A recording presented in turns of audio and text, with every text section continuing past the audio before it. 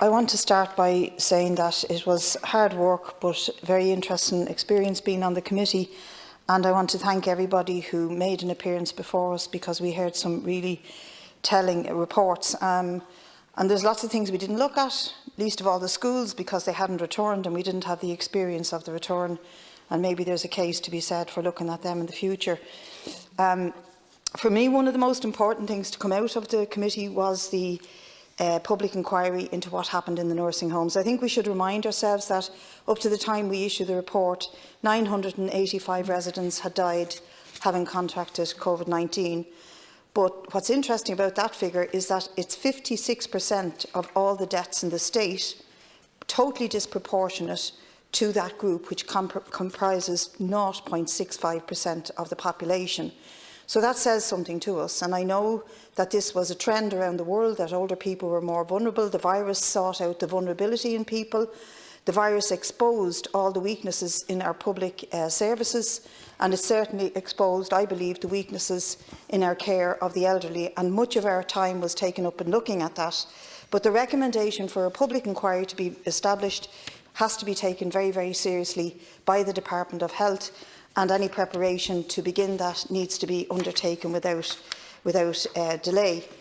I also think that the second part of that, and linked to it, is the question of the privatised nature of the care of the elderly in this country. We changed within a 10 to 12-year period from having 80% of elderly care services in public control and 20% in private control to the precise opposite to that, Minister.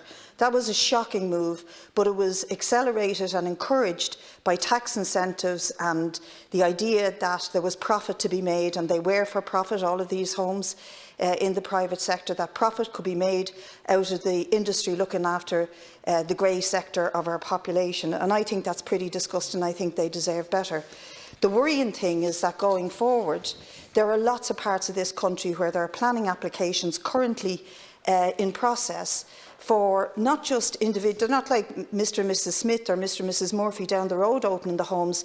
There's multinational corporations are now investing in the care of the elderly, and companies like Barter Capital have planning applications in for hundreds of beds in premises that they want to expand into care of the elderly, not because they love them, but because there's lots of money to be made out of it. So I think part of this, if we're serious about these recommendations, and one of the recommendations is that we should look into moving to a publicly funded model in the community. If we're serious about it, then that's what we should mean, and planning applications like those should not be granted. They should be halted, because that is not the future for the care of the elderly.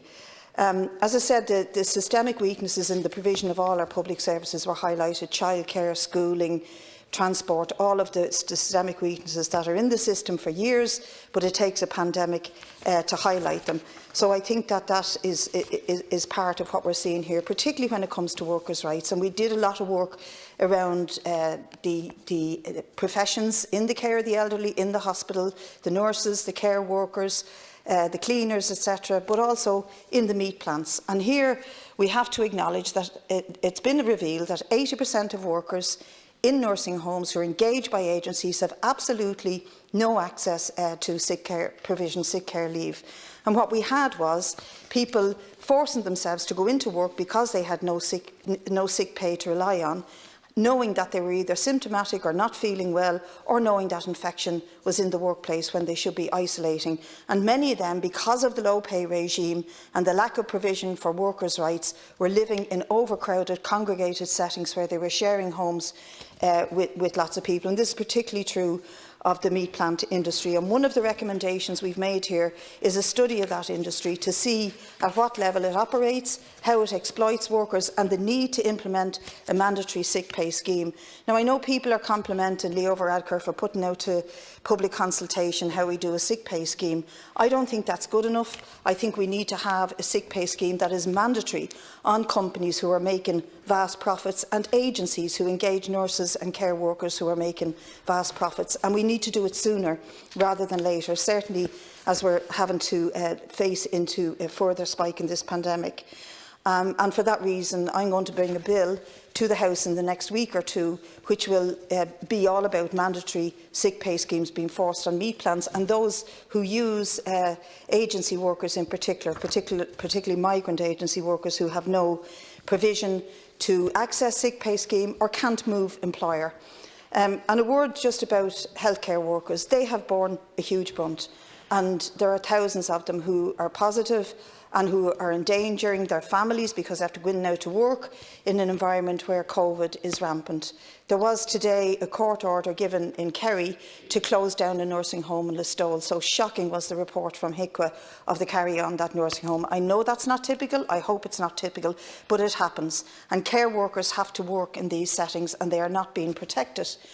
And when the nursing home sector complains about the HSE poaching, this is really unfair to workers.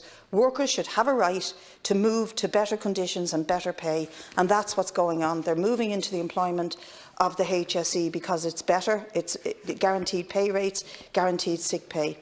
Finally, I'd like to just say a word about the tracking and tracing. It's totally inadequate. And we have seen the employment of trackers in the last few weeks where they were offered 0-hour contracts, where they have no sick pay. We know that the laboratory scientists are threatening strike action or are taking ballots for strike action because they have industrial relations issues outstanding.